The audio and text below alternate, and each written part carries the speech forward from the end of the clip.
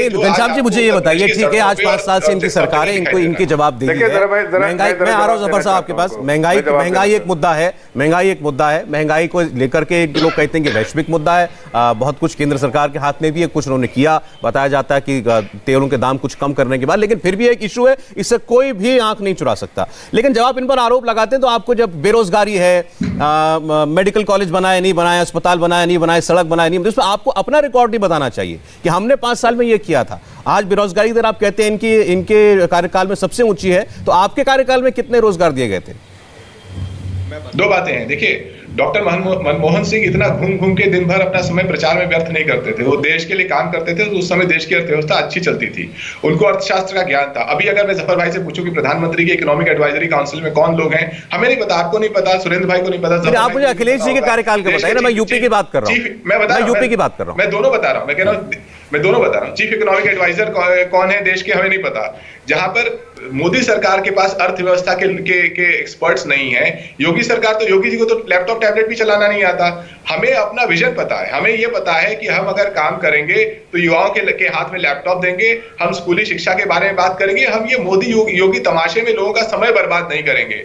आज जो मोदी जी हर जगह घूम घूम के प्रधानमंत्री की जगह मुख्यमंत्री देश का पैसा बर्बाद हो रहा है और देश का अवसर बर्बाद हो रहा है। ठीक है, मैंने आपसे आपके कार्यकाल के बारे में पूछा था। बहरहाल जफर इस्लाम से देखिए मैं बता दूं, देखिए इनके पास कुछ बोलने को है ही नहीं। आज अगर पूरी दुनिया में देखिए तो भारत का ही नाम होता है। क्या इस तरह से भारत का नाम होता था मनमोहन सिंह जी के तौर पे? नहीं होता था। आज अगर मजबूत इकोनॉमी बन रही है तो आज दुनिया मानती है कि हिंदुस्तान की सबसे मजबूत इकोनॉमी आज के दिन में है।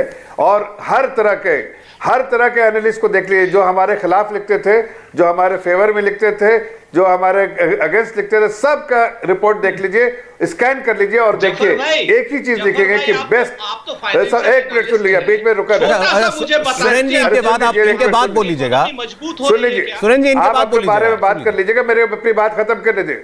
नहीं, मुझे अपनी बात खत्म करने दीजिए। सबने आज देश की अर्थव्यवस्था को बेहतरीन अर्थव्यवस्था बताया है और ये भी कहना चाहता हूं कि आगे जो हमारे $5 ट्रिलियन इकोनॉमी की जो बात है, वो भी उस राह पे हम चल रहे हैं कि जिस तरह से जो गति से जो ग्रोथ हो रहा है, अगले 2-3 सालों में जो हमारा लक्ष्य है वो पूरा होगा और हम $5 ट्रिलियन इकोनॉमी में होंगे 2030 में। और 2035 में दुनिया के 3 बड़ी इकोनॉमी हिंदुस्तान सिर्फ चाइना और यूएसए के पीछे रहेगा, इसलिए कि उसकी नींव आज हमने डाली है। घर बनाने के बाद पूरा घर एक दिन में नहीं दिखता है। ये बेवकूफ लोग इंसान ऐसे सवाल करते हैं कि आज बैठे तो घर बन कैसे गया। अगर हमने घर बनाया तो हमने उसके लिए नींव बनाया तो धीरे धीरे दीवारें खड़ी की और आज मुकम्मल घर दिख रहा है, इसलिए कि देश की अर्थव्यवस्था बेहतर हालत। राहुल गांधी ने आज जफर इस्लाम साहब ये कहा है, मोदी जी के 3 प्रहार, सुन लीजिए, मोदी जी के 3 प्रहार देश के ऊपर। आप बता रहे हैं इकोनॉमी जहां जाएगी, वो कह रहे हैं नोटबंदी, जीएसटी, कोरोना में हुई लोगों को परेशानी और इसके अलावा महंगाई, ये मोदी जी के प्रहार है देश के ऊपर। एक मिनट सुन लीजिए, मैं पहले बात खत्म कर लूं। देखिए, आज एक गरीब आदमी अपने आप को मजबूत महसूस करता है। यह उस वक्त की सरकारें थी जो गरीबों को छोड़ दिया था। आज अगर किसी के पास छत नहीं तो छत देने का काम प्रधानमंत्री कर रहे हैं। आज अगर घर में इलेक्ट्रिसिटी नहीं तो घर घर तक इलेक्ट्रिसिटी पहुंचाने का काम इसी सरकार ने किया, आदरणीय प्रधानमंत्री जी की अगुवाई में। अगर पीने का पानी नहीं तो पीने का पानी घर तक पहुंचाने का काम हमने किया। शौचालय नहीं तो शौचालय देने का काम किया। जनता के बारे में कुछ सरकार ने चिंता की, इसी सरकार ने जनता के बारे में और गरीबों के बारे में चिंता की है। हाँ, हो सकता है कि इनके बड़े बड़े लोगों को हमने इग्नोर किया होगा और इग्नोर कर भी सकते हैं, लेकिन एक आम नागरिक, ठीक है, एक आम नागरिक, गरीब आदमी सशक्त हुआ, ये कह रहे हैं जफर इस्लाम, नागरिक महसूस करता है। ठीक है, अब सुरेंद्र सिंह राजपूत जरा बोलना चाहते हैं, अपने आप को मजबूत महसूस करता है। ठीक है जफर साहब, उनका हाथ दामन में हमने थामा है। सुरेंद्र राजपूत, अगर बताइए किसने सोचा था, एक मिनट, किसने सोचा था कि 5 लाख मेडिकल के इंश्योरेंस मिलेगा? किस सरकार ने सोचा था? किसी सरकार को। यहाँ पर ये बुराई कर रहे हैं, दुनिया के हर लोग इसको टेम्पलेट बना के केस स्टडी की तरह पढ़ रहे हैं। अच्छा, चलिए ठीक है, अब जरा सुरेंद्र राजपूत को सुन लीजिए। ठीक है जफर साहब, प्लीज अब सुनिए। राहुल गांधी को क्या समझ आएगा? राहुल गांधी को करप्शन से क्या? राहुल गांधी को आप सुरेंद्र सिंह राजपूत बोलेंगे, जफर साहब प्लीज सुनिएगा, वो जरूरी है। जी जफर भाई, आपको तो मालूम है, आप तो इकोनॉमिस्ट हो और इतना आप मतलब थिथरई से झूठ बोल रहे हो, तो हमें तो बड़ा आश्चर्य हो रहा है कि पता नहीं कहां से आपको इंजेक्शन लग गया। 1760 करोड़ रुपए का पहला बजट था हिंदुस्तान का जब हमने आजादी में कांग्रेस ने सरकार बनाई थी, और आज जब हमने बजट छोड़ा था 34 लाख करोड़ का छोड़ा था। और आपने क्या किया, उस बजट में आने के बाद 3 रुपए के डीजल पर 30 रुपए एक्साइज ड्यूटी बढ़ा दी, जो हमारे पास 3 रुपए थी। आपने 25 लाख करोड़ की लूट की, और आप कह रहे हो हमने क्या किया, बैंकों का हमने नेशनलाइजेशन किया, और आप बैंकों को बेच रहे हो, प्राइवेटाइज कर रहे हो। दोबारा से बैंकों को आप कॉर्पोरेट के उसमें दे रहे हो, जिस बैंकिंग इंडस्ट्री के आप हो। अब सुनो, आप बीच में मत बोलो।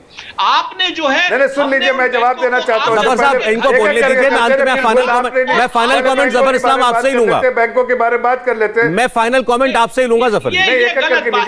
सौरभ भाई, अब आप बोले ये बड़ी लिस्ट लेके पूरी बात जवाब एक एक करके दीजिए ना, एक एक करके जवाब दे देता हूँ। एक एक करके बैंकों के बारे में बोला, उससे पहले आपको मालूम है कि आप नहीं, आप अगर पहले बजट के बारे में बात करें तो बजट के बाद जफर साहब देखिए, जितना समय वो भी चला जाएगा, बात कर लेते हैं, जितना समय वो भी चला जाएगा। आप अच्छा सुरेंद्र जी 30 सेकंड आप बोलिए, मैं इसका जवाब इनसे लेना चाहता हूं आपके आरोपों का। 30 सेकंड बोलिएगा। तो अभी आपने मेरा 1 मिनट तो इस आदमी ने बर्बाद कर दिया। अच्छा बोलिए।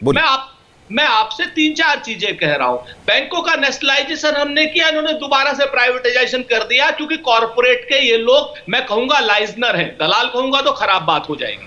दूसरी बात मैं आपको बताता हूं कि नोटबंदी से बर्बाद कर दिया देश की इकोनॉमी को, ये चाहे कुछ भी बोले। इसके बाद मैं आपको बताता हूं, सारे के सारे गरीबों को, जिन गरीबों की ये बात कर रहे हैं, उन गरीबों को बंधक रखने का काम कर रहे हैं। किसानों को बंधक रखने का काम इन्होंने कोशिश की, काले कानून ला करके किसानों के दबाव में उनको काले कानून वापस लेने पड़े। किसानों की जमीन बंधक रखना चाहते थे, ठीक है, अब मेरे पास समय केवल एक छोटे से कमेंट का। सुरेंद्र सिंह राजपूत जी, आपके आरोप का जवाब प्लीज जफर साहब शॉर्ट में। देखिए, मैं सिर्फ इतना बताना चाहता हूं कि इस बार जो है देश का सबसे बड़ा बजट है 34 लाख करोड़ का। दूसरी बात मैं बताना चाह रहा हूं कि अगर बैंकों के आप देखिए, बैंकों 28 लाख करोड़ की जो आपने अरे सुनिए, आप बोलिए जफर साहब, बैंकों के बारे में बात करते, हाँ बैंकों का बताइए। बैंकों के बारे में बैंकों के बारे में बताना चाहता हूं कि इन्होंने 2006 से लेके 2006 से लेके 2012 के बीच में सिर्फ 6 साल में इन्होंने 18 लाख करोड़ के, बैंकों में 18 लाख करोड़ की बैलेंस शीट थी, उसको 52 लाख करोड़ कर दिया। इसलिए कि 52 लाख करोड़ जो इन्होंने फ्री में जो लोन बांटी, इसलिए कि 10 जनपद से कॉल गए उन लोगों को, बैंकों को, कि फ्री में पैसा बांटो, जो सारे एनपीए बन गए। मैं उस वक्त की एक रिपोर्ट बनाता हूँ, जो डेट कर्ज करके एक रिपोर्ट है, उसको जाके पढ़े सुरेंद्र राजपूत जी, डेट कर्ज की जैसी रिपोर्ट पढ़े, उसमें लिखा हुआ है किस तरह से 65% लोन आपने दिए 2006 से 2012 तक, वो सारे के सारे फ्रॉड लोन थे। चलिए ठीक है, समय मेरे पास आज इतना ही था। अभी जो रेड हो रही है, जिसकी तस्वीरें हम लगातार आपको दिखा रहे हैं, इसका क्या नतीजा निकलेगा उम्मीद करते हैं ये भी हमको बताया जाएगा। बहुत बहुत धन्यवाद सैयद जफर इस्लाम साहब, घनश्याम तिवारी जी और सुरेंद्र सिंह राजपूत जी। इंडिया टीवी हर वक्त हर जगह डाउनलोड करने के लिए सर्च करें India TV news Google play store या ऐप स्टोर पर।